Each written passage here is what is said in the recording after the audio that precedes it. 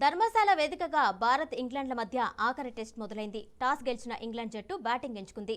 ఓపెనర్లు Crawley, Ben డకెట్లు ఆడుతున్నారు. ఈ సిరీస్లో ఇప్పటికే 3-1తో పైచేయి సాధించింది టీమిండియా. సిరీస్లో చివరిదైన 5వ టెస్టుకు రంగం సిద్ధమైంది.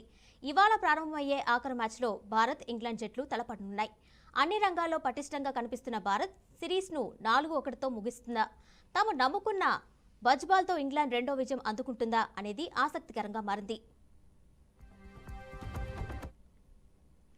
ధర్మశాల పిచ్ సీమ్ బౌలింగ్కు అనుకూలంగా ఉన్నట్లు కనిపిస్తుంది. దీని ప్రభావం కొద్దిసేపు ఉండవచ్చని అంచనా వేస్తున్నారు. పచ్చికను తొలగించడంతో బ్యాటింగ్కు అనుకూలంగా మారవచ్చని ఆటగాళ్లు భావిస్తున్నారు. టీమిండియా ఓపెనర్లు రోహిత్, యశస్వీలతో బ్యాటింగ్ బలంగా ఉంది. రజత్ పటీదార్, సర్ఫరాజ్, కీపర్ ధ్రువ్, జురైల్ సత్తా చాటితే గెలుపు సునాయాసమే అని అంటున్నారు.